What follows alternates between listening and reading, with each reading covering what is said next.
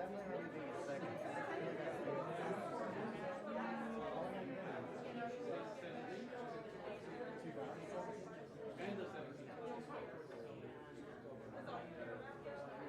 So do ICU say where the first get started?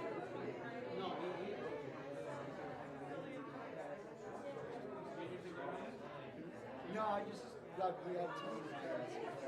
Oh, Brown? I haven't done IS. The first IS that I think I've seen one pull up to the gate and they said, oh, he's an IS, you'll never see him again.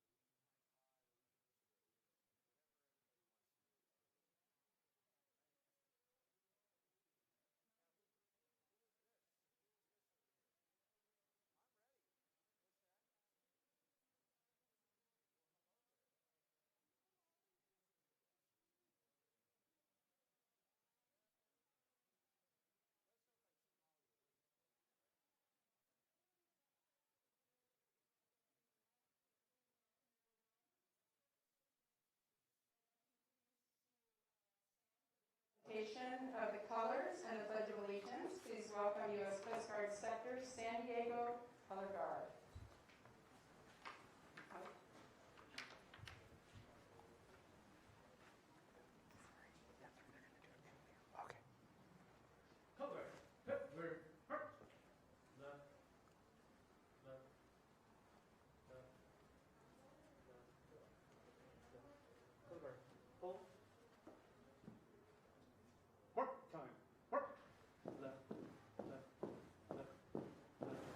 Hip will. Turn. Left.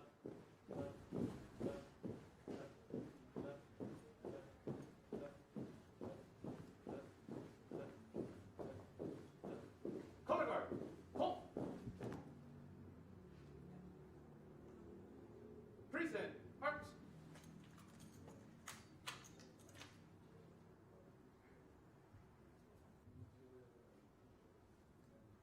The Pledge of Allegiance will be led by Dennis Randall. He's a Coast Guard veteran and one of the last hard hat divers in the military. That goes back a way. Ready, begin. I pledge allegiance to the flag of the United States of America and to the republic for which it stands, one nation, under God, indivisible, with liberty and justice for all. Thanks, Dennis. Order. Arms.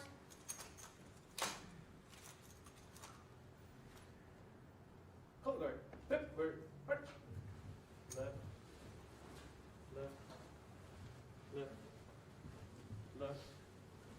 Left.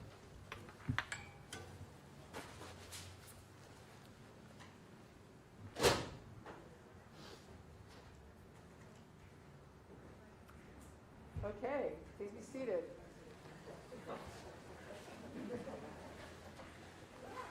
So welcome everyone. I need a mic for TV.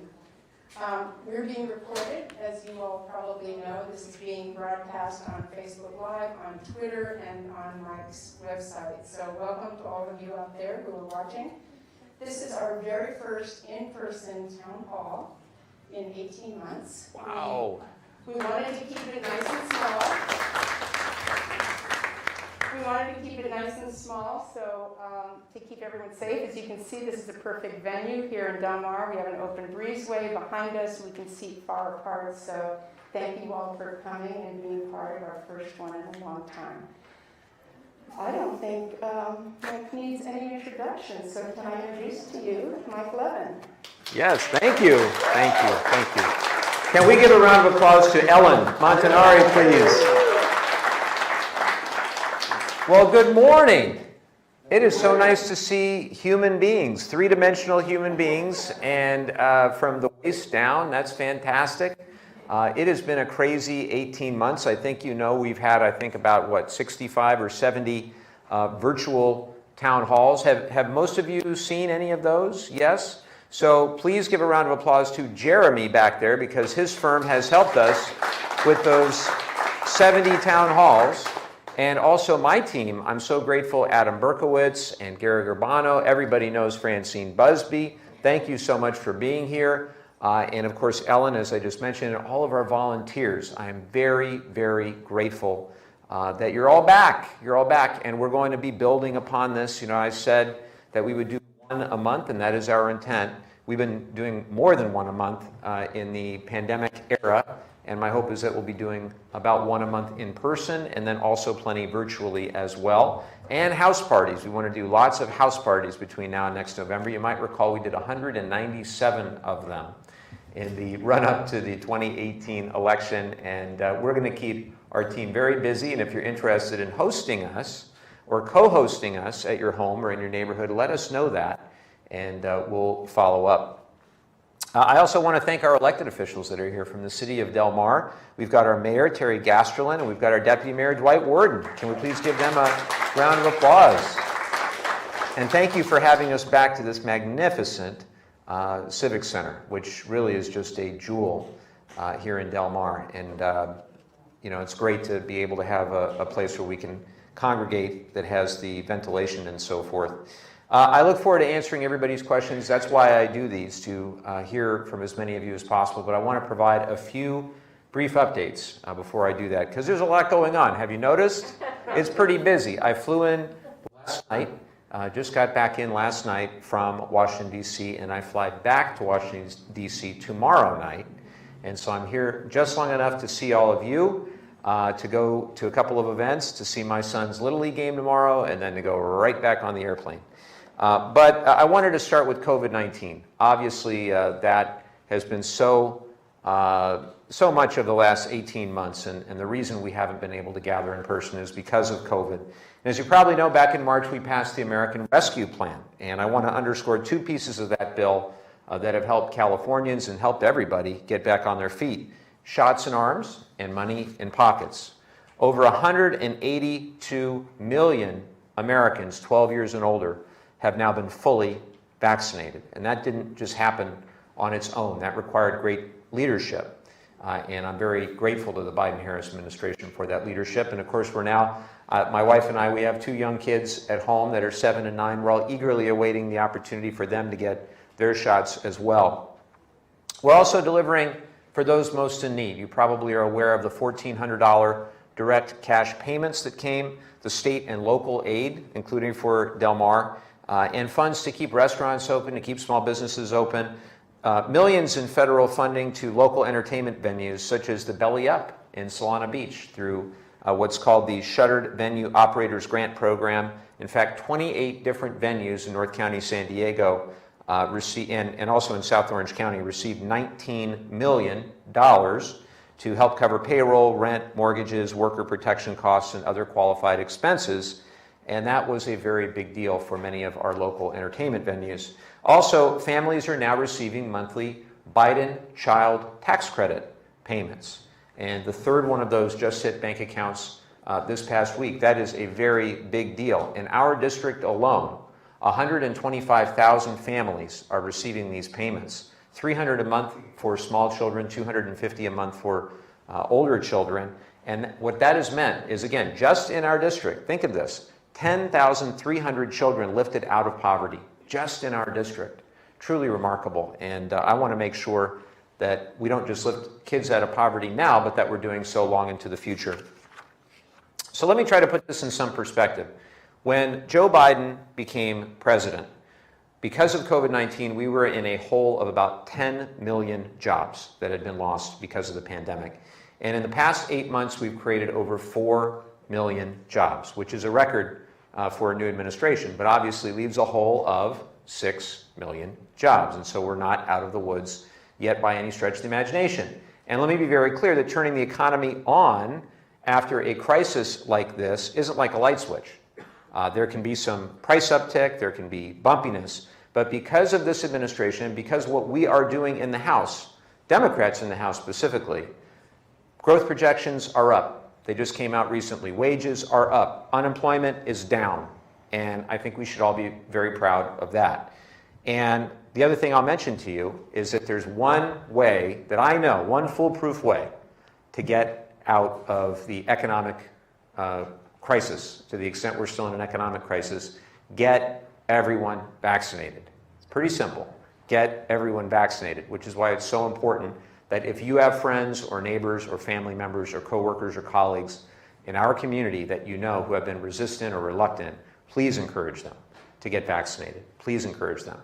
Also, in Washington, there was a stunning reminder this past week. Out on the National Mall, there was a art installation of one white flag for each American that has died of COVID-19. And for those who have been out to the National Mall, it was out by the Washington Monument, and it went as far as the eye could see. And on many of those flags were little notes that had been written by friends and family and so forth. And it really, for me, brought it all together, where this is not just a statistic. These are husbands and wives and mothers and fathers, sons and daughters, brothers and sisters. I mean, this is the impact of this pandemic on this country and on the world has been profound. And we just have to make sure that we remember that and that we listen to public health officials and that we get vaccinated. Did I say get vaccinated? I don't know. Get vaccinated. So I also want to talk about what we're doing on healthcare. it's so important, I think, at this critical juncture that we are considering how we can fill some of the gaps in our social safety net that have been laid bare by the pandemic. And as you know, the Affordable Care Act covered millions of Americans, but still there are millions without coverage. So what you may not know is that part of the American Rescue Plan was to dramatically reduce the Affordable Care Act premiums and deductibles. We provided some subsidies to do that. And since the American Rescue Plan was passed, over 2 million additional Americans have signed up for health care during the extended open enrollment period. And while the national open enrollment period ended last month, Californians have until the end of the year. So if you know anybody who doesn't have health insurance, they can go to coveredca.com, and many people can get health insurance for $1 a month. $1 a month. And this is new under the American Rescue Plan. The other thing I want to mention to you that has been very frustrating, that's been in the news, we're going to do everything we can as the House Democratic Caucus to make sure that women's constitutional rights under Roe versus Wade are defended. And thank you. Just yesterday, we passed on a party line vote, I think it was 220 to 211 or something like that, the Women's Health Protection Act that would codify Roe versus Wade as federal law. And what is in the way is the Senate filibuster right now. So we sent that to the Senate, and this will be a recurring theme, that the Senate filibuster is in the way. But that's what's in the way of the Women's Health Protection Act becoming the law of the land. There is an upcoming court decision you may have read in Mississippi that we're expecting to get decided by this Supreme Court. The court is now 6-3 with, unfortunately, the 3 appointees not being for women's reproductive rights. And so we're just going to have to wait and see how this goes. But I'd like to think that if anything can break the filibuster, finally, it should be women's rights or civil rights, or perhaps both, that finally do it. So we're also trying to do all we can right now, and for me as an environmental attorney, as somebody who's been involved in climate and energy policy for a long time, we are trying to combat the climate crisis. You probably know the head of the UN called this a code red for humanity. Just a couple of days ago, the Select Committee on the Climate Crisis, where I serve, met with the president-designate of the COP26, the new climate conference that's coming up in Glasgow, Scotland in November. I'm very honored to be joining our House delegation to get to go to that conference.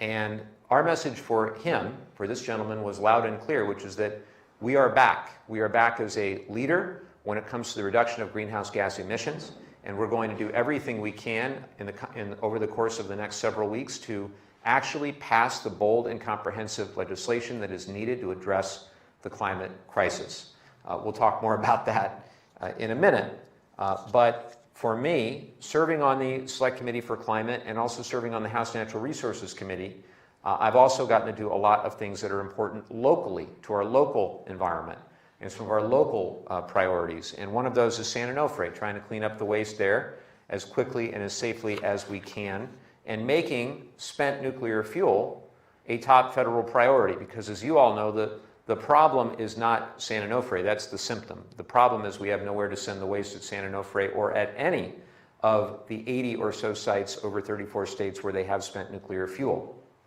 One of the things that I did when I first got to Congress is I created a task force chaired by the former head of the Nuclear Regulatory Commission and also by a retired Navy admiral, and we pulled in people from the community to serve on this task force, and they came up with a very robust report with about 30 recommendations.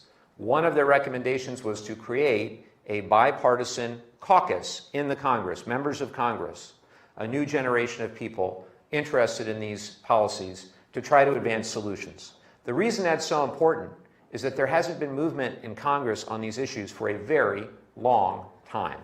And many of the people that were behind the policies back in the 80s and the 90s and the 2000s, they're not there anymore in Congress. And so we need to elevate this once again as a top federal priority and make sure that those members in those 80 or so areas in 34 states in the country are focused on this issue, just like I have been, and at least a few of us have been, since I started in Congress. And so it's myself and a gentleman from Illinois, a Republican named Rodney Davis, and we've created this Bipartisan Spent Nuclear Fuel Solutions Caucus, and its first meeting is next Wednesday. So I'm excited about that, and I hope that we get more and more and more members every meeting that we can.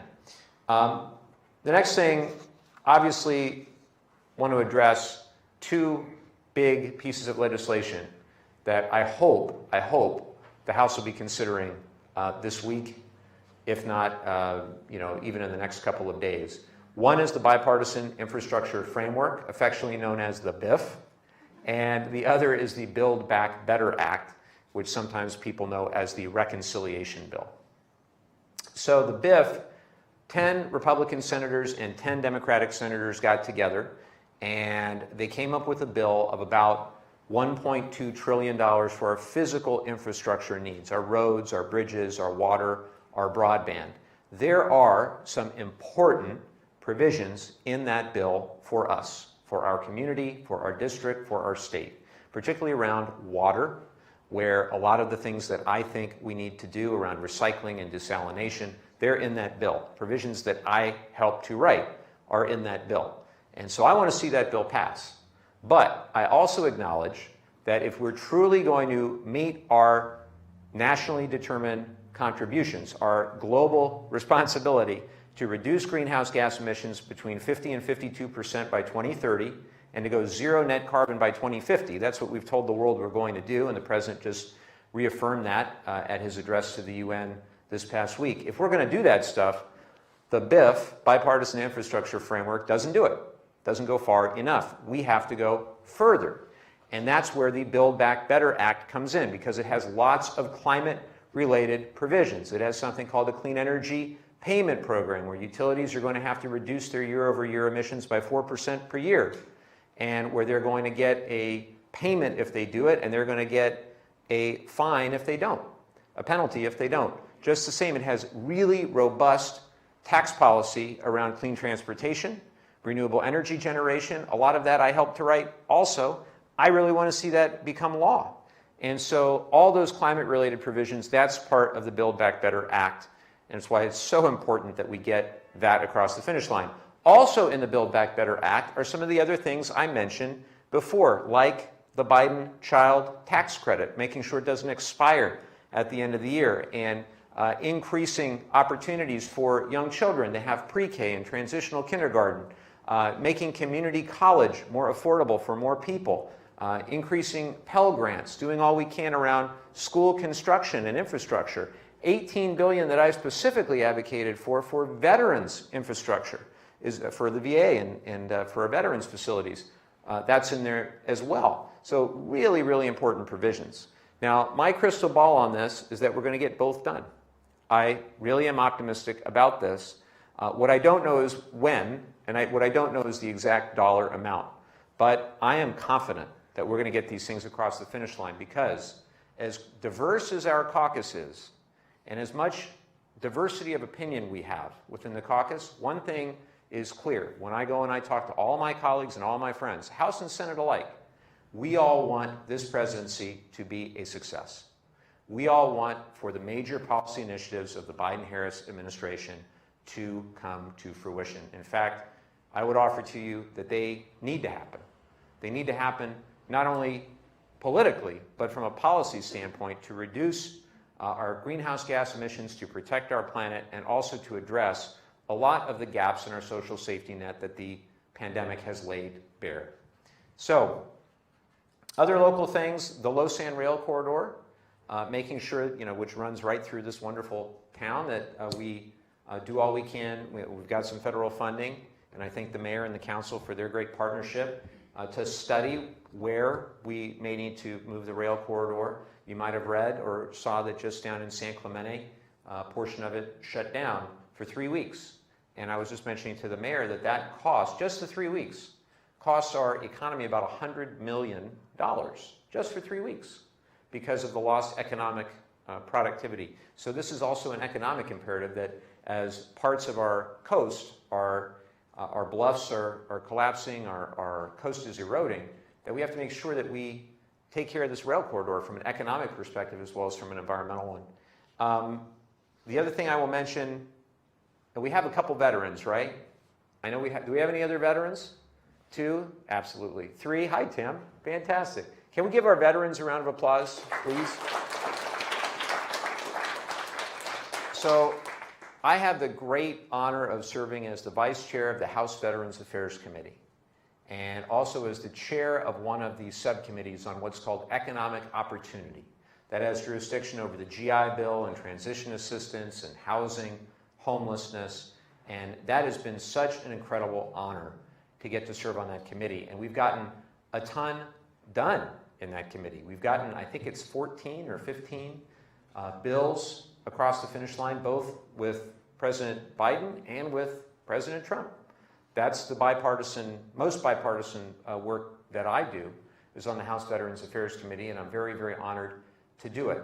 I also am really excited by this $18 billion that is in the bill, and I'm fighting like crazy to make sure San Diego and our region gets its fair share. And we had a hearing last week where we really had to flesh that out with the VA.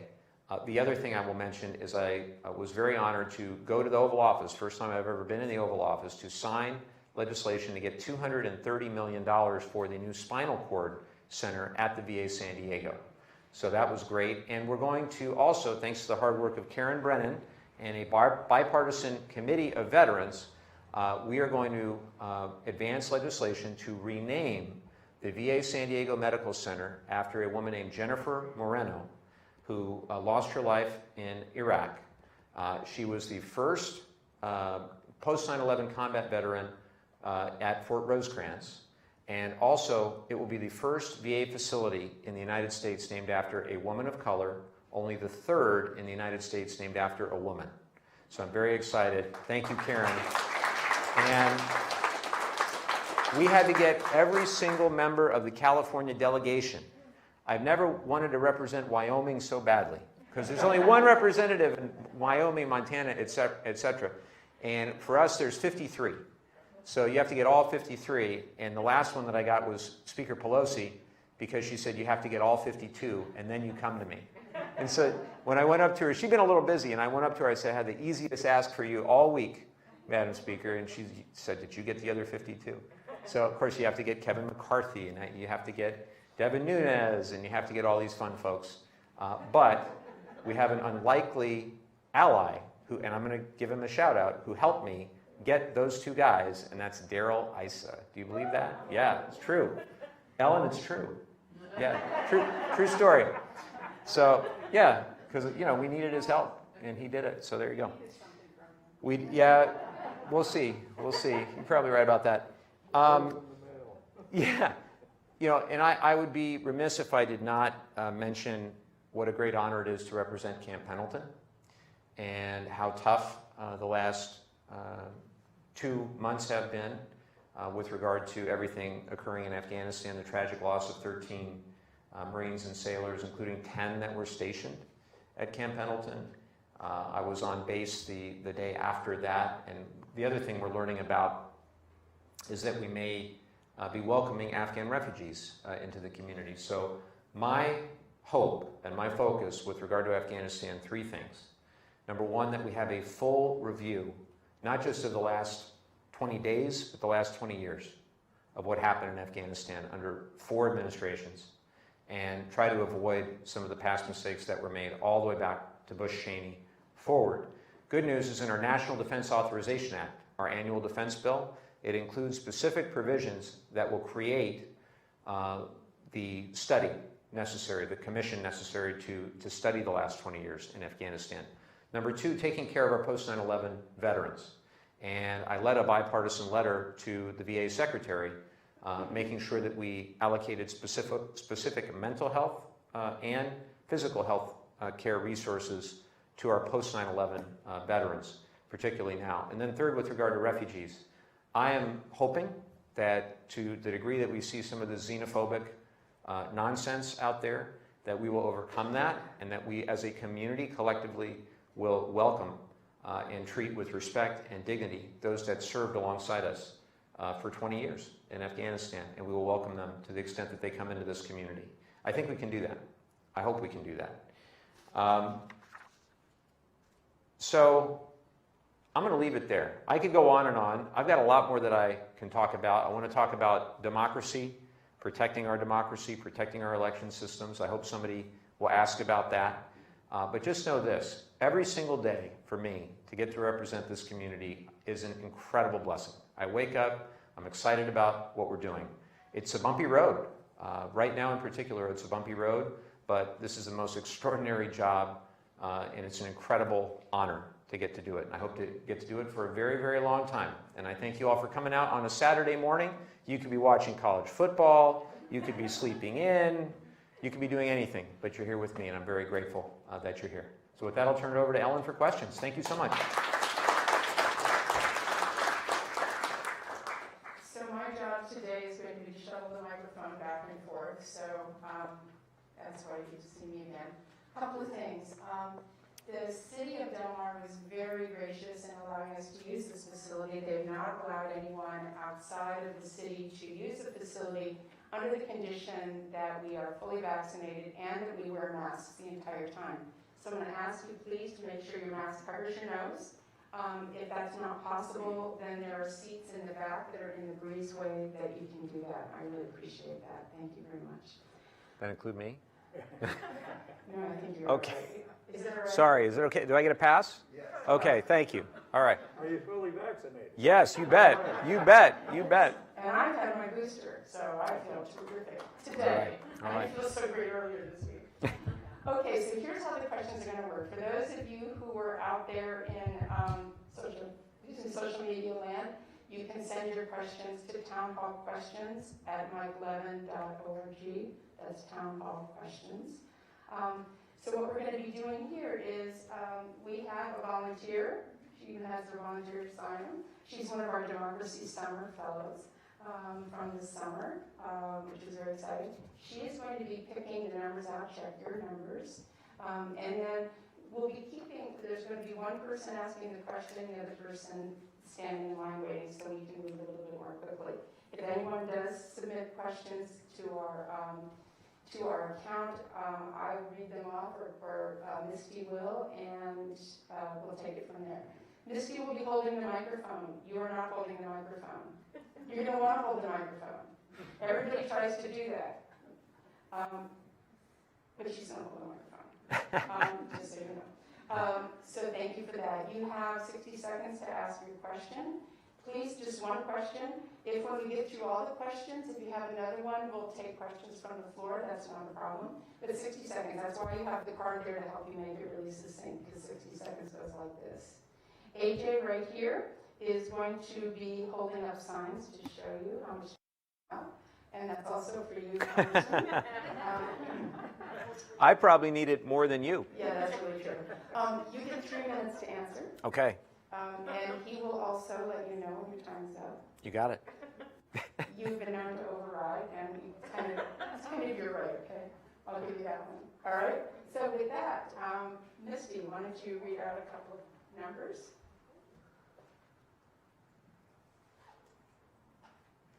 I'm going to read the last 3 digits of the ticket. We have 399, 397.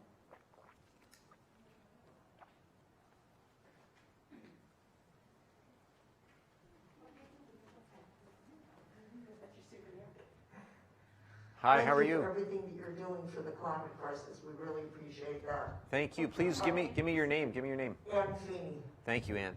From what city? Del Mar. Great. I'm concerned about our continual use of fossil fuels, particularly after the UN IPCC report. Yep. We need to do something about this. I know the reconciliation bill will hopefully be passed or brought forth this week, and the climate aspects of that are really in danger. I listened to you on the Climate Hawks vote this week. Oh, did you really? Thank you. And so I know that we've got Manchin to deal with it and all. But I want to know, assuming we don't get everything that we want in the reconciliation bill, what specifically can Congress do to stop fossil fuel subsidies and hopefully subsidize clean energy, and to stop new oil drilling? Terrific. Thank you. So I take it back? Yes. All right. Thank you, Ann. So I had a chance to spend some time with our friend R.L. Miller. She runs a great organization called Climate Hawks Vote. You can sign up. I think it's just climatehawksvote.com. She does a great job covering all kinds of different campaigns and issues. But the topic the other night was what you just brought up. So right now we've got this Build Back Better Act that the House has put forward, and it includes very bold and robust climate provisions that I mentioned, with the intent being, let's allow the data to drive the policy. In other words, what do we actually need to do? How much do we need to reduce greenhouse gas emissions from power generation, from transportation, from building materials, from agriculture, from all the rest, to actually hit our Paris goals and our desire to keep 1.5 degrees as the operative point. And so that's what our bill is designed to do in the House. Now, Joe Manchin is the head of the Energy and Natural Resources Committee in the Senate. This is problematic because Joe Manchin just last year made $500,000 from the coal industry, just this past year. And he filled out his forms and did what you're supposed to do with regard to conflicts of interest and all that. But nonetheless, he is literally beholden. And his state of West Virginia, as you know, is still very much a coal state. So we have, I think, the most important provision. And the way I look at it, I've been asked, what do you consider the most important part of the reconciliation bill with regard to climate? What's the least? And I would just look at the data and allow the data to drive what's most important. And most important is that Clean Energy Payment Program, or CEPP. And again, the idea there is that if a utility cleans up its act and reduces its year-over-year emissions by 4% and embraces truly clean energy, meaning not fossil fuel energy, but zero emission energy, then that will count towards those goals. And if they don't meet those goals, then they will have to be penalized for that. Now, what Manchin wants to do is he wants to go from 4% year over year to 3%. And maybe that's okay. We might be able to work with him on that. But second, he wants for natural gas to count towards the overall objectives. I don't think that's a good idea. That might be an area where we just agree to disagree, and he insists on it, and it's not great, but it is what it is. The third and most problematic for me is that he doesn't, according to what I've heard, he doesn't want the sticks, he only wants the carrots, right? So he wants utilities to get a benefit if they meet these goals, but no penalty if they don't. And that undermines the entire idea. And the modeling that I've seen shows me, and has shown our colleagues on the House Select Committee on the Climate Crisis, that what Manchin wants to do is not up to the job, simply not up to the job. He also takes exception for the tax policy around electric vehicles. We'll see where we come out. Our House version of the bill has a $7,500, ooh, I'm already out of time. Somebody else can ask me about more of this stuff. I talk about this all day. Thank you. The next number will be 394. See, on Zoom, I just go on and on and on. Hi, Barb. Hi, Mike. My name is Barb Amador. I live in Oceanside, and I did not expect my number to be called so soon. I thought it would be called at the end because someone told me that you had something you wanted to say about protecting democracy. So I would love to hear what you have to say about protecting democracy, because I would like to see it protected. Me too. Amen. Thank you, Barb. So the question was about protecting our democracy. And this is a very timely matter. Just last night, there was an op-ed that I recommend everybody check out in the Washington Post. And if anybody needs, if they don't want to pay for the Washington Post, let me know and I'll send you the article. But basically, it talks about what we're going to do to protect our election system and protect our democratic institutions in advance of the 2024 elections, under the operating assumption that Donald Trump will be the Republican nominee in 2024, under the assumption that there are a number of people engaged in malfeasance or incompetence across the country, different secretaries of state, different legislatures that are taking over the responsibility of counting the votes or certifying the votes. And given the continued influence of foreign interference in our elections, and of course of voter suppression. And so the antidote to all of this, I think, is threefold. There are 3 bills in the House right now. The first is Amy Klobuchar's new bill, which is a version of H.R. 1, the For the People Act, that we sent her. We sent her the For the People Act. It was a bold and robust democracy reform bill. It included a lot of important provisions around elections themselves, make Election Day a national holiday, a lot of other things around that.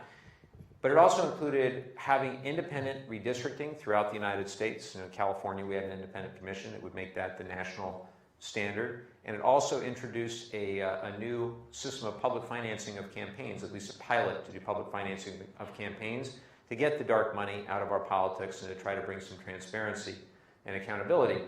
There are 435 members of Congress. There are only about 50 of us that do not take corporate PAC money. And the rest do take corporate PAC money. And then you wonder why it's so hard to get anything big done on climate or healthcare or gun violence prevention. Thank you, Roseanne, for all your great work. But you wonder, why can't we get that stuff done? It's because of the corrosive and corrupting influence of money in politics. So we had H.R. 1. We passed it in the House on a party line vote. We sent it to the Senate, and Joe Manchin said he's against it. And he's good at that, by the way, saying he's against stuff. We want to know what he's for, not what he's against. And so finally, he and Amy Klobuchar worked on a new version of that legislation. I'm going to need a little more than 30 seconds, but that's okay. Give me another minute. Okay. We need that bill to pass the Senate. And the bill is not perfect, and it does not include the independent redistricting, which is why we need the number 2 bill, which is the John Lewis Voting Rights Advancement Act. And that would get back to the original intent of the 1965 Voting Rights Act, which has been gutted by the Shelby versus Holder decision, more recently gutted by the Arizona case and others, and more to come because of the 6-3 court that I mentioned before. So we need that John Lewis Voting Rights Advancement Act, which has passed the House, which is sitting in the Senate for consideration. Third thing is we need Congressman Schiff's new bill that I'm a co-sponsor on, the Protecting Our Democracy Act. And what that does is it sort of breaks down all the ways that you can violate your oath of office as President of the United States, or at least go right up to the line. Emoluments and not responding to congressional subpoenas and all the rest of it, Hatch Act violations, all those different things that the last president did, and tries to correct course to make it clear in legislation, in the law of the land, that you can't do these things. So we need all 3 of those. Again, the Klobuchar Voting Rights Act, the John Lewis Voting Rights Advancement Act, and the Protecting Our Democracy Act. I assume that we will pass the Protecting Our Democracy Act in the House again. That will mean all 3 of those bills are in the Senate. And that's where the filibuster is the impediment. Now, we can go one of 2 ways.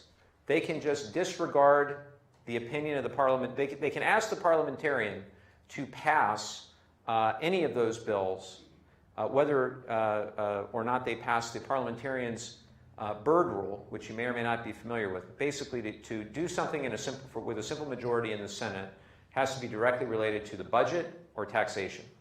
And if the parliamentarian says it's not, the Senate can move forward anyway. That's what everybody needs to remember. And the Republicans have done this before, right? So we could decide, I say we, Schumer and the Senate could decide to move forward unilaterally on the Klobuchar voting rights bill, if they wanted to. The second is to eliminate the filibuster for voting rights. As I mentioned before, for voting rights and civil rights and women's rights, I think that's what they should do, if nothing else. And so that is where we either protect our democracy in the coming 12 months, or we will regret for the rest of our lives that we failed to do that. And the stakes could not be any higher. And I really do believe that this 2022 and 2024 election will be the greatest test of our democracy yet. And it's on us. We've got these very, very narrow majorities in the House and Senate, and we have to take action now. So I could keep going, but time is up.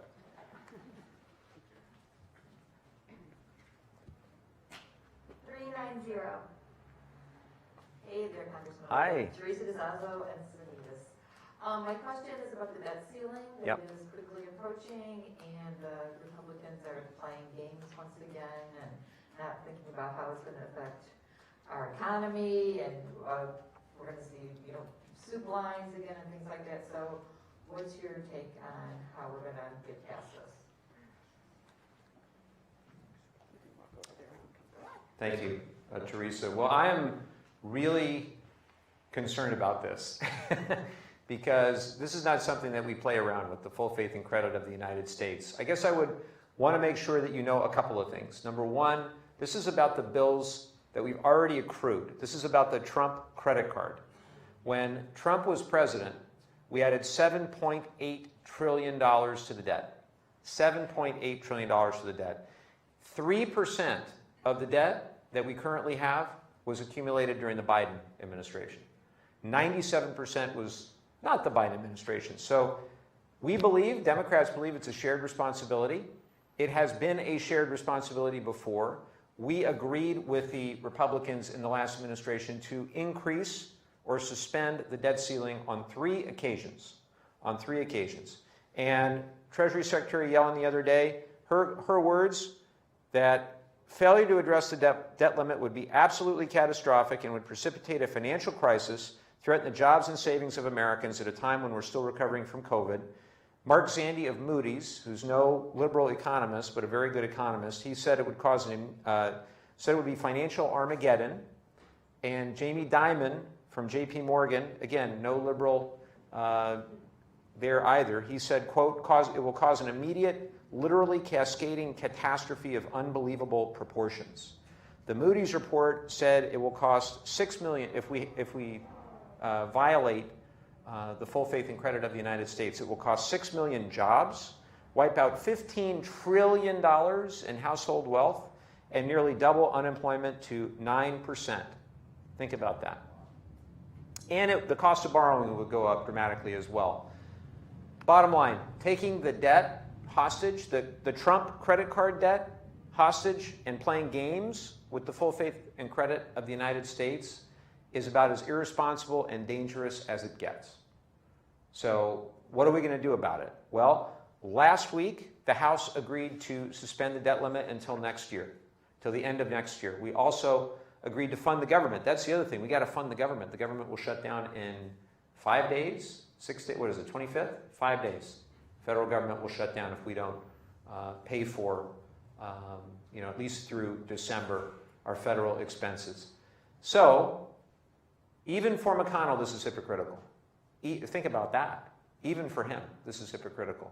And I think what is going on right now is we're trying to get some thinking Republicans to acknowledge that this is really counterproductive. And I think 4 or 5 of them have said that they will support suspension of the debt ceiling. But we need another, obviously, 4, 5, 6 to agree to that. And if we can't get that, then we will have to do it through reconciliation, but that will take time. That will take time. So we are coming down to the wire. It is not a good situation, and I hope everybody here understands that when the Republicans say, well, we can't spend anything on the Build Back Better agenda because of the debt ceiling, that they're conflating two things that should not be. We're paying, with the debt ceiling, we're paying for what we've already spent money on. That make sense? Time is up.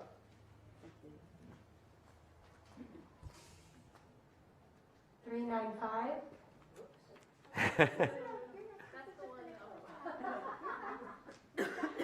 Hi, Congressman. Hi. Levin. First, I'd like to thank you for all your work and your accomplishments. Thank you.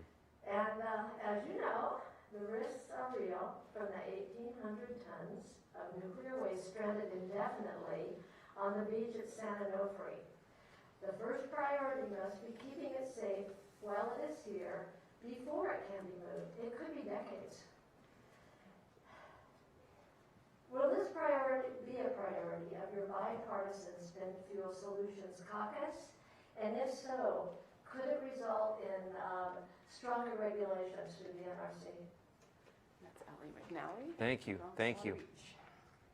Thank you, Alice. Well, yes. So you are right that it is a, it is an accident waiting to happen, not only at Songs, but in all of these 80 sites across the United States. What makes Songs unique is that we've got 9 million people within 50 miles. You have 2 active earthquake faults, and you've got sea level rise.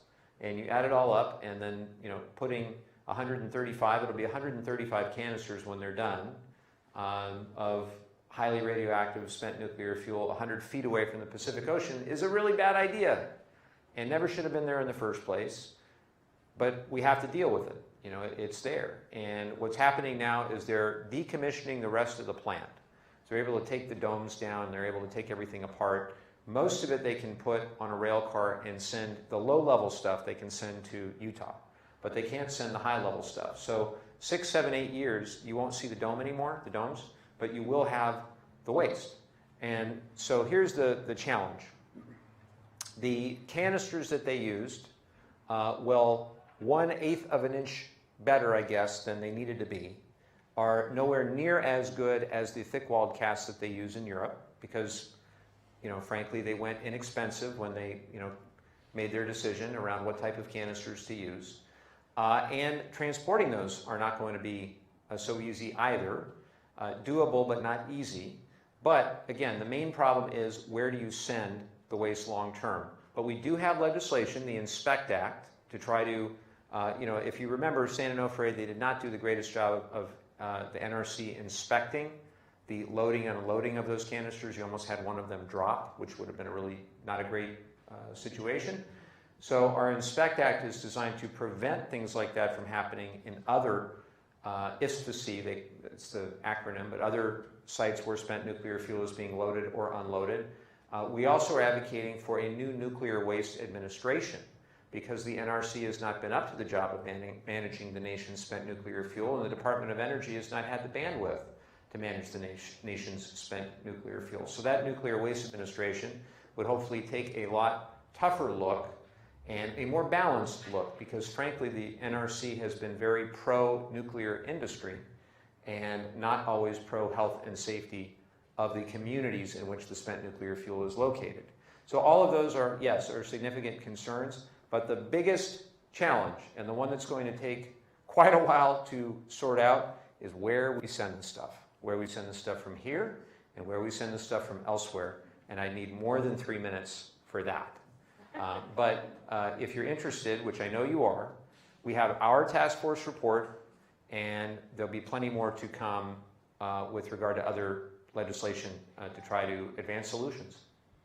Thank you. Hey, Klaus, how are you? 391. I'm Klaus Gouverneur from Del Mar. We learned that the first couple of Afghan refugees are going to arrive in San Diego soon, and about 1,000. And we also learned that because they don't have refugee status, all they get is $1,600 and then they get nothing. So the Rotary Clubs of Greater San Diego are now collecting food and clothes for them. Is there anything else that the federal government can do for them? Well, thank you, Klaus, for what you're doing for the part of the volunteering. In our whole community, I've heard a lot of local organizations, nonprofit organizations, and others that are doing all they can to step up for the refugees. I'll be meeting with a number of Afghan refugees, and I have been meeting with advocates. Our team in our district office has helped around 100 different individuals and constituents with different cases regarding relocation and evacuation. It's been heartbreaking. We've been able to help some folks as well, but not anywhere near as many as we would have wanted. And frankly, the different briefings that we've been given by the Biden administration have been lacking in specificity, lacking in detail. And so, you know, that's why we're asking for a lot more as part of this National Defense Authorization Act. The other thing in the NDAA is to try to take care of these Afghan refugees. And also in this spending bill that we just did last week, there's about $6.3 billion in there that would help and is specifically geared to try to address the situation that you just mentioned. I think there's a challenge and an opportunity for us here in Greater San Diego. I think that Greater San Diego demonstrated it's a compassionate community when the city, Mayor Gloria, and the county with Nathan and the Board of Supervisors, when they opened up the convention center and 2,400 children were able to be there for a period of time and then find a sponsor and then move on from there. And it demonstrated to me the fundamental compassion of the community, and I think we're going to need that again, particularly if they wind up in a similar circumstance, whether it be at Camp Pendleton or elsewhere. We've heard a lot of different rumors and conjecture, but we haven't heard any definitive plans of where they're going to be. I saw the numbers, as you probably did, that about 5,500 are going to be coming throughout California. So I would just ask that, as we all welcome these evacuees, that we just recognize that really is the best of who we are to be welcoming to them, to treat them with dignity and respect. Thank you, class. We got it. I know, I'm fine. I'm just. 388. Hello there. Hi, my name is Tom O'Neill. Thank you so much for coming to talk to us, Congressman.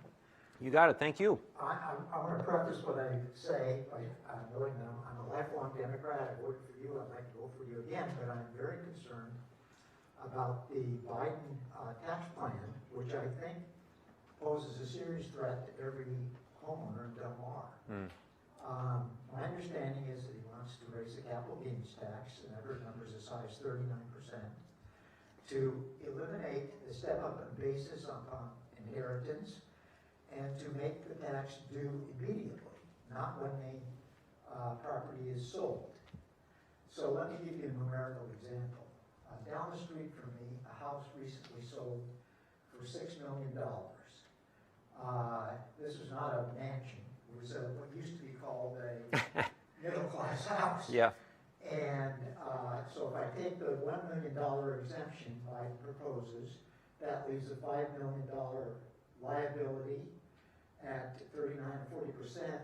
That's a $2 million tax due immediately, which is a confiscatory tax. It will take the family home from the family.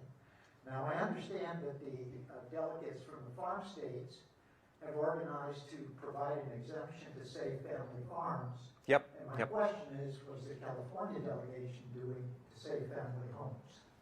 Great question. What was your name again? I'm sorry. Tom? Tom O'Neill. Thank you, Tom. Well, first of all, congratulations on being a homeowner in Del Mar, which is, that is not an easy feat. So the stepped-up basis provisions you referred did not make it in to the Ways and Means part of the House Build Back Better Act. So I think people, heard you loud and, other advocates obviously loud and clear on that. There were other provisions that I'd like to see that we don't know about yet. One of them is the state and local tax deduction being addressed. So I've been working very hard on that. We have a bipartisan SALT caucus. We even got salt bagels for our caucus members to remind them of the importance of this issue. They were very, very salty. They were very good. But the state and local tax deduction, so actually let me take a step back. I'll talk about SALT in a second. The top marginal tax rate in the Biden Ways and Means draft does go up for the top from where it was pre-2017. So it goes back up to 39.6 from 37. The top capital gains rate goes from 23.8 to 28.3. But then there's a lot more on corporate tax rates that we're doing. So we're going to 18, 21, 26.5, depending on the size of the business. So the top corporate rate goes back up to 26.5. It was up at 35, and then it went down to 21, with the 2017 bill. So we wanted it at 28, Manchin wanted it at 25, so they split the difference to 26.5. With regard to SALT, so in California and all across the country, you've been able to fully deduct your state and local taxes on your federal tax bill. This has been the law since the Revenue Act of 1913. So it's been that way for over 100 years. And then in 2017, the president decided that he wanted to punish California, New York, New Jersey, Massachusetts, Connecticut, not places where he was going to win. And so they capped the amount you can deduct on your state and local taxes to $10,000. Now, in our district, the average price of a home is creeping up to $1 million. Average price of a home. If your property taxes are, I'll be very conservative, 1%, then you're talking about $10,000 just there. Just forget about your income tax or anything like that. just your property taxes are going to put you over the cap. So I asked my team, because the myth, the rumor out there is that this is only something that rich people take. And, oh, it's a super, for billionaires and stuff. Well, no. I ran the numbers. In our district, in 2017, before the cap, the average SALT deduction in this district was around $25,000. And there were 86,000 filers just in our district, who took the SALT deduction who made less than $100,000. Now, if you're in this district and you make less than $100,000 in a year, you are not rich. Particularly if you try to live in Del Mar, you're not rich. So I think there's a balance here. I think there's a balance where the Amazons and the Jeff Bezoses and the Elon Musks and all these people, Peter Thiel with his $5 billion Roth IRA, we can have a fair, more equitable tax system where they can't do that and they can't pay zero. I mean, Jeff Bezos should not pay less in tax than you pay for your Amazon Prime membership. That's basic, right? But at the same time, let us not punish people who have done well, but who are not the unbelievable ultra wealthy. And so that's where I'm at. I think that's where you're at, and I think we've addressed it. Now, the Senate has to do what they're going to do as well, but I am hopeful. So we need, the other thing that you all should know, and that finally, the Biden administration, and I'll be 30 seconds. The other day, the Biden administration, they finally said, the Chief of Staff, Ron Klain, he said, you know what, the Republicans are saying this costs $3 trillion, $4 trillion, whatever it is. You know what the real cost is? Zero, because we're going to pay for it. We're going to pay for it by making the tax code more equitable. And we're also making investments that will yield long-term economic return. So for example, when you invest in a young child, you do the child tax credit, you pay for pre-K or transitional kindergarten, or you invest in the earned income tax credit. Those are things that have big long-term economic benefit that far outweigh whatever short-term expense. And when you hear that $3.5 trillion top line, remember, that's over a decade. That's over a decade. $350 billion a year for 10 years, about 5% of federal spending. It'd take our debt to GDP ratio from about our spending as percentage of GDP from 18% to 20%. Right? 2% increase. So it's not what it's being made out to be. And fairly conservative economists have said that the concerns around inflation from this proposal are way overdone. Way overdone. Thank you for the question. There you go.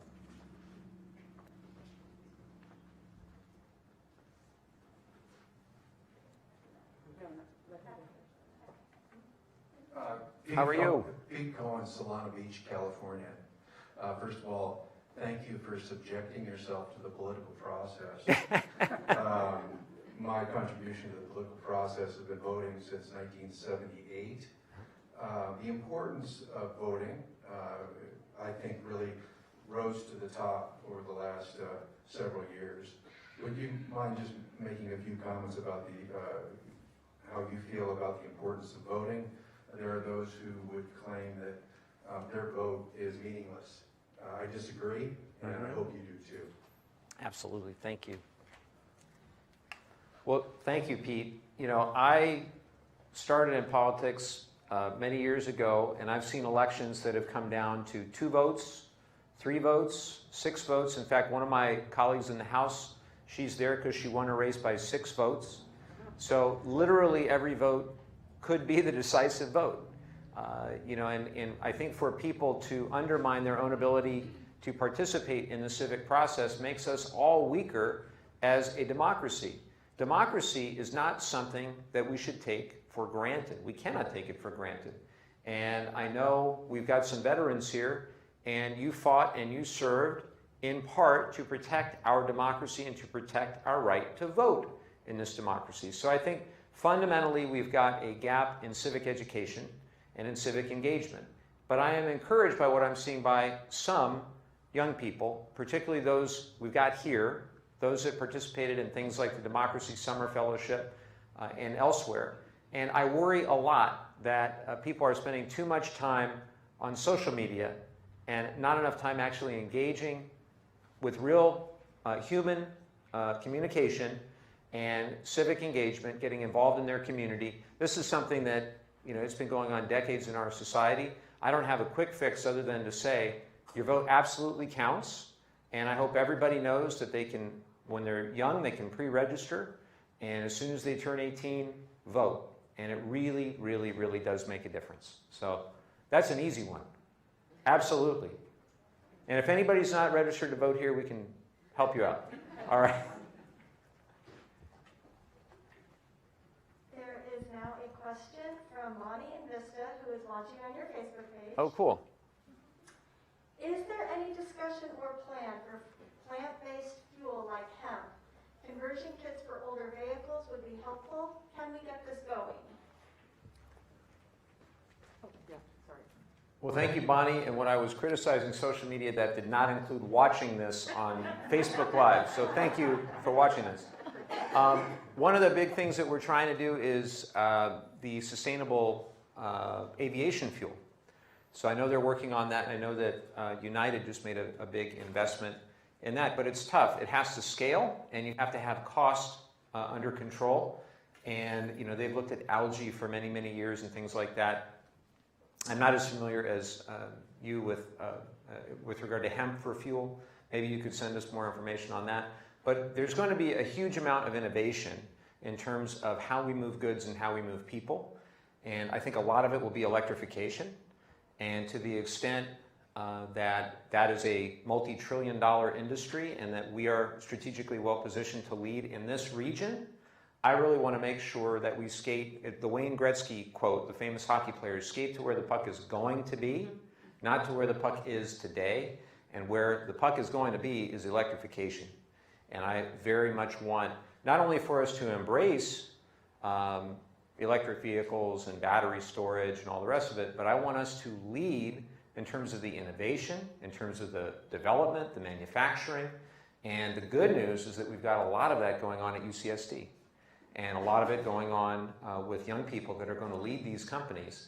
And when they grow these businesses, I want them to grow them here in our region. I want them to employ lots of people, tens of thousands, hundreds in time, hundreds of thousands. We've led in every other, think of it, every other technological revolution our region has led. Biotechnology, life sciences, information technology, think about it. And we need to lead on clean technology as well. And so I'm going to do whatever I can to work with our partners, both the universities and the private sector, to make that happen. And I know Del Mar will be leading the way, because you have the most environmentally wonderful LEED. Is it platinum? Gold? Platinum. It's got to be, yeah? LEED platinum? We saved the money and spent it on the building. Say. We met the requirements. So if every city could see this beautiful facility, I don't just mean in our district, I mean all across the country, and see the savings and the payback and all the rest of it, I mean, wouldn't that be great? So one city at a time. Yep.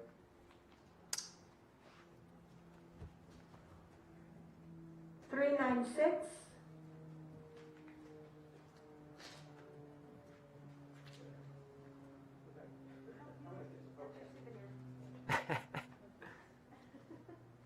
I was going to give you a little more opportunity to talk about climate change, but we'll give you a fun question. I'm Karen Brennan, and I'm from Carlsbad, and Dennis and I want you to know that we're the proud new owners of a fully electric car. Cool. So all right. Okay, here it comes. Given some of the behaviors that we've seen by members of Congress, do you think it may be time to establish basic standards of conduct and maybe even some basic constitutional knowledge that people must prove they can meet before being able to run for national office? What do you think?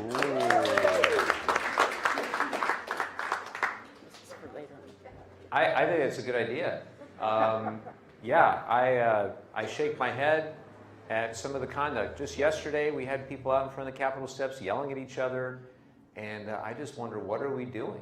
And I know that we've run through sort of fits and starts throughout history where things have been really vitriolic in the Congress, but this can't continue as a deliberative body, as an institution.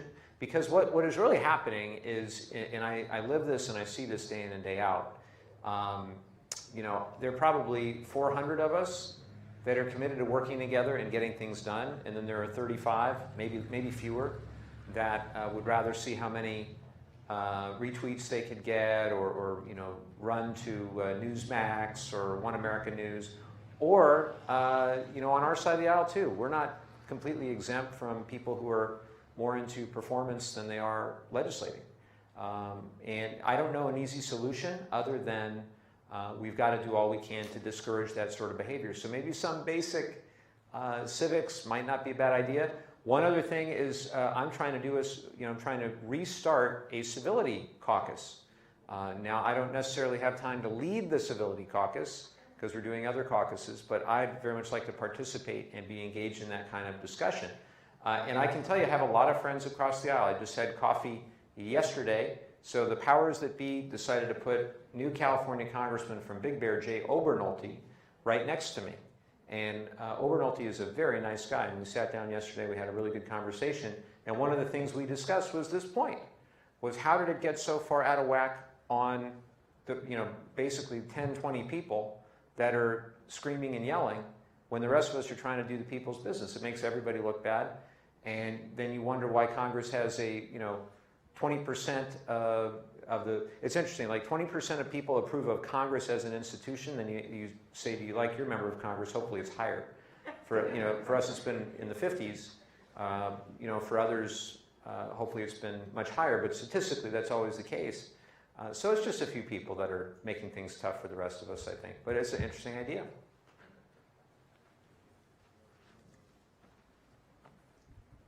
$398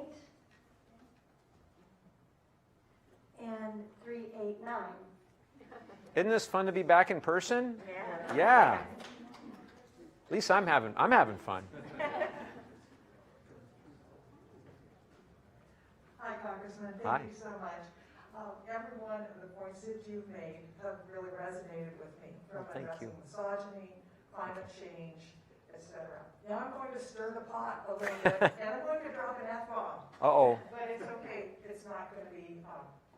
Anyway, I would like to know what's happening in Congress specifically about addressing the creeping and galloping fascism. Oh. And it seems to me that we Democrats often bring a feather to a nuclear fight, and it's going on right now in many of our opinions. And I'd like to know specifically what's going on, perhaps even regarding the subpoenas that were issued this week. Mm-hmm. Mm-hmm. And that was Adele from Solana Beach. Thank you, Adele. When she said the F word, I'm glad that it's a family show. We got kids watching, maybe my own. And if my wife and kids are watching, I love you guys. So I am concerned, as you are, that there is a vein of authoritarianism that has crept into our politics in a very problematic way. And it goes back to that Washington Post piece from last night that I read, that I think a lot of people read in Congress, and we're all deeply concerned about it, because basically what it has said is that what Trump brought was far more than a narcissism, but it was the authoritarianism. It was that authoritarian impulse. I just started reading Peril by Bob Woodward, and I haven't finished it, but what I've read so far, it really is startling. And how close we came, and how it was Vice President Pence and just a handful of secretaries of state and others that did the right and courageous things throughout the course of the days around January 6th. But make no mistake, one of the real disappointments for me was on January the 8th when I was flying home. So I got the flight back from Dulles back to San Diego, and I was on with a bunch of people that clearly had been part of the insurrection, and they were very proud. They thought that they had done this great patriotic thing in defiling the U.S. House of Representatives and in the Congress of the United States. And that fundamental disconnect, and part of what the article, part of what the editorial that I mentioned discusses, that these are otherwise upstanding people in their community. They're neighbors, they're moms, they're dads, they coach Little League. These are people that have otherwise normal lives in many cases, not all, but in many cases. And so how did we get down this road to authoritarianism, and how do we get back off it? And the way I see it, part of it is people are just power hungry. They want power for its own sake, and they're willing to stay quiet in the face of very dark authoritarianism. And so what do we need to do? It goes back to what I mentioned before. I think those three pieces of legislation need to become the law of the land. The Klobuchar voting rights bill, which I think is called the Freedom to Vote Act, which would do a whole lot of different things. I can go into them, but he says only 30 seconds, but I'll share the list with you after. The John Lewis Voting Rights Advancement Act and the Schiff Protecting Our Democracy Act. Those three bills, if they enact those three bills, if the president signs them into law, you're always going to have people with bad intentions out there in society, but actually being able to act on them will become much harder if those three bills become law, or even if any one of the three become law. So that's what we have to keep pushing for.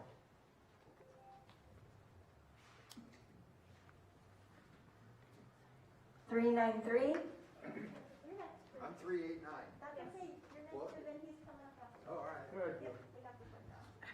Hi, Dwight Word. Hi, Dwight. Deputy Mayor here at Del Mar. Thank you so much for coming. Thank Your you. ability to stand up there and talk from an informed basis off the cuff about issues we all care about is truly stunning. We've never had representation like this in the 50 years. I've been so impressed. So I thank you for that. My question relates to housing. This is a big issue in California. We have a slew of new state legislation. All cities, including Del Mar, we're struggling trying to meet our housing obligations. Yeah. What, if anything, can we expect from the federal government? Are there things in the infrastructure bills for that? Yeah. Is there federal surplus property that might be available? One example for us, we, back in the day, had community development block grant funds from the feds, and we used them to do a rental subsidy program. We're now having to eliminate that because there's no funding. Can we look for help from the feds on housing? Yeah. Thank you, Dwight, and thank you for all your leadership in the city. In the Build Back Better Act, the reconciliation bill, there's $300 billion for housing. There's about $80 billion for new affordable housing. And so this is exciting. This is a historic opportunity to invest in housing in a way that we haven't in many decades. And so this is one of those that I hope will make it across the finish line. As I hear some of the sticking points with Manchin, I haven't heard this. So I'm hopeful. See, I mentioned this before, I alluded to it. We know what Manchin and Kirsten Sinema from Arizona, we know what they're against, right? You've read all the articles. They don't want this, they don't want that, they don't want the other. But we need to know, and we need to know right away, like this weekend, like today, if possible, what it is that they're for. We need to know what they're for. So for example, the climate provisions, you just brought up the housing provisions, the early childhood provisions. What are they for? And the top line isn't the only operative thing. So if they say, well, we'll only accept 1.5 trillion. Well, okay, but on what? On what? For what end do you want to spend that money? And they have not given us the clarity around that. And we cannot make an informed decision on Monday with regard to the vote on the bipartisan infrastructure framework until we have clarity from them on what they'll be willing to do with reconciliation. So that's where all this is stuck right now. And so my hope is maybe over the weekend, what we're doing today, the budget committee, I don't serve on the budget committee. If I did, I wouldn't be with you, so I'm happy to be with you. They are marking up our version, the House's version, of the Build Back Better Act, probably right now as we're speaking. And what that'll allow us to do is move that version to the House floor for a vote. But I doubt we're going to move on that bill in its current form, because what the Speaker has said is we're only going to vote in the House on a bill that can pass the Senate as well. And so that's the sticking point. And so that's where we're at. And just the same, you have moderates in the House who don't want to move forward on anything unless we get the bipartisan infrastructure framework across the finish line. And then you have others in the House who don't want to move forward on the bipartisan infrastructure framework unless we get the larger reconciliation bill. Where I'm at, I want to see the bipartisan bill get across the finish line. It'll help this district. It'll help our community. And I helped write some of it. So I want to see that become law. It's not perfect, but it is good. And then I also really want to see a bold and robust Build Back Better Act with investments in climate that are up to the task, investments in children and families, investments in housing. I support all of it, and I hope that we all stick together. Our majority leader, Steny Hoyer, calls it mutually assured success, right? So that's what we're aspiring towards. It's not easy. It is a tightrope right now. Thank you. 392. Hello there. I'm sorry. Hi, Mike. How are you? Thank you and your team for being here today and for all you do back in Washington. Thank you. I'm Wayne Bernis. I live here in Del Mar. I want to ask you to address the immigration issue a little further, and in particular, the performance of Homeland Security. Right after 9/11, the Bush administration then decided they were going to merge several of the federal enforcement agencies into a single bureaucracy. And since that time, we've seen nothing but one disaster after another from the Homeland Security Agency. And in today's headlines again with the border issues down in Texas. So what can you do? What is the view of Congress about the work of the HSA today? Isn't it time, do you think, to go back to a form where they can be more specialized, more focused? And what about the chances for a true immigration reform bill that protects the rights of those who seek asylum? Thank you. Thank you, Wayne. So the images that we saw in Texas with Haitian refugees were disgraceful. I never want to see anything like that ever again.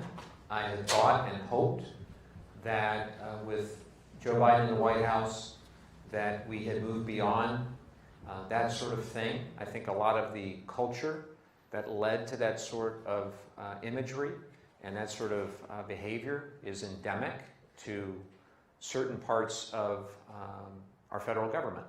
And we need to do all we can to reform if people need to be, let go or find different employment, because they cannot treat people like that. You don't treat fellow human beings like that, period, end of story. I'm very concerned about the Biden administration continuing the Title 42 policy where they're basically using COVID as a means to send people away. I'd like to think that as a society, we all appreciate that immigration strengthens us. I think of my own family history with immigrants on my mom's side who came from Mexico. Some of you might know this. You wouldn't know it if you just met me or if you looked at my last name, because I have a Jewish father and his family's from Eastern Europe, but my mom's family is from Mexico. And when they came to the United States, my mom says they were the dreamers of their day.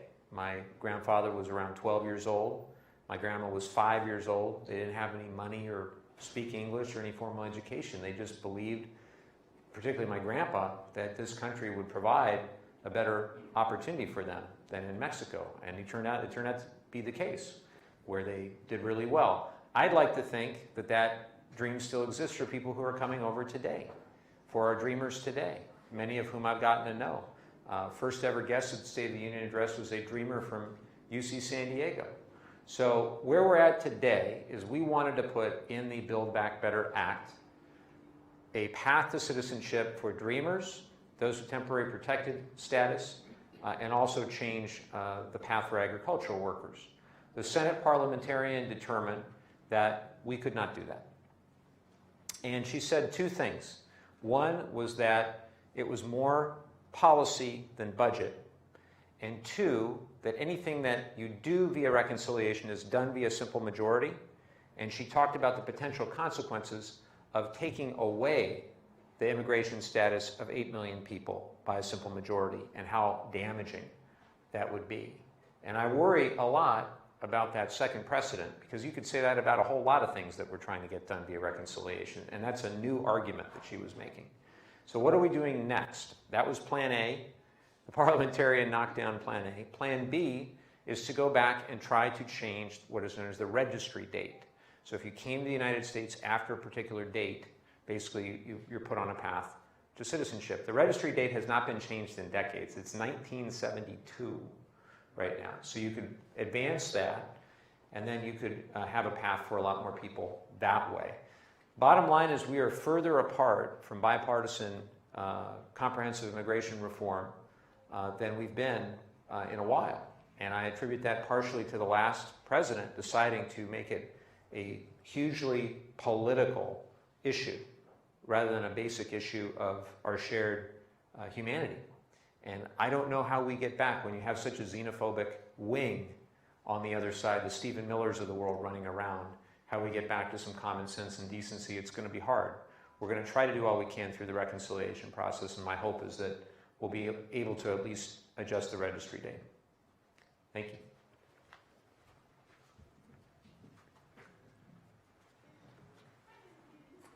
My name is Edward Durkar. Hi. I'm a resident of Solana Beach. Great. Been through a lot of earthquakes, things Yep. of this nature.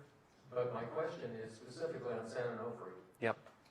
I know that we're just now getting over the annual agony of 9/11.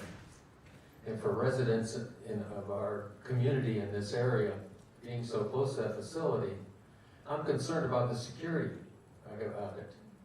Because sabotage is available. And there's some pretty smart people out there that have some pretty ugly designs. Are you comfortable with the amount of security that's being placed on that facility right now? Not particularly. You know, and my friends at Edison might not like my saying that, and that's okay. We work well together with them when we can. They have, you know, I don't want to go into the public of what's there, but no. You know, is there enough to deter a bad actor? The problem is you have one of the most important training bases of the entire United States military across the street, right? And if somebody really wanted to mess with us, you know, obviously, I don't even need to get into it. But the short answer is no, and let's just say I brought this up many times with many different people, and I'd like to be able to continue to address it in the months and years ahead. But you raise an excellent point. Okay, it's 11:30. Can Ooh. you take one more question? Yeah. Okay. I'll stay here all day. I really will. They'll go nuts if I do that. This question comes from Gary from Vista, who's watching you live on Facebook. Of the $35 trillion proposed infrastructure bill, how much is actually infrastructure versus social or environmental focused investments? Thank you. So if it's 35 trillion, then all bets are off. Because I don't know if I'm going to go for that. So it's 3.5. That's the top line that's been discussed. But as I said, it's very deceiving because that's over a 10-year period.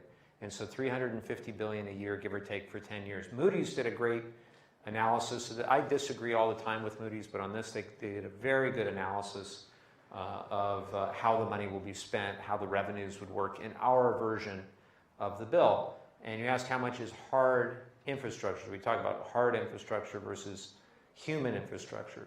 Hard infrastructure, I'm going to guess maybe $1.5 trillion to $2 trillion, give or take, because you have to take into account all the different things that will lead to the creation of more clean energy and all the electric vehicle infrastructure, things like that. Some of which is in the bipartisan piece, some of which is in the Build Back Better piece. But I'm all about investments that make sense, whether they're investments in roads, bridges, water, broadband, electric vehicles, or investments in children that are actually going to yield positive economic returns. So that's what I'm looking at. And when it comes to the climate investments, I'm also looking, obviously, the amount of greenhouse gases will be reduced and the money it'll cost for us to do it. And one thing I'll say about the climate change provisions, think about the cost of doing nothing as well, right? So we always talk about, oh, it's going to cost $2 trillion, $3 trillion, $4 trillion to do all these climate investments. But a good friend of mine, who's a researcher at Stanford, Marshall Burke, he wrote a paper that if we do nothing, if we just allow the status quo, it will cost the American economy $25 trillion in the next few decades. $25 trillion if we do nothing because of the increased impact on our economy from global climate change and fires and floods and you name it, if we just allow things to continue as they are. And a lot of the worst impacts will be felt in the second half of the 21st century. So is that really all we got time for? Yes, okay. That's it. Oh, thank you. And thank you for correcting me, Karen. Jennifer Moreno died in Afghanistan, not in Iraq. I appreciate that very much. So I want to thank everybody for coming. Was this fun? Yeah? Was this good? It gave me great, I don't know, happiness, joy to be with you this morning after 18 months of doing these in a little screen. And let's do it again every month. And in the meantime, let me just throw out a couple ways you can get involved if you'd like. We need volunteers. We're going to have a very, very tough campaign over the next year. We're going to need all hands on deck. We're going to need no stone unturned, just like in 2018, remember? And in 2020, we couldn't go door to door, and we were at a very significant disadvantage because our opponent decided to do it anyway. So this time we need to go back door to door. We need to make all the calls. We need to do all the things that we know will work to win in 2022. We have a great new campaign office. Many of you have seen our great new campaign office in Carlsbad, right off Palomar Airport Road in El Camino, and we'd love to fill it with volunteers.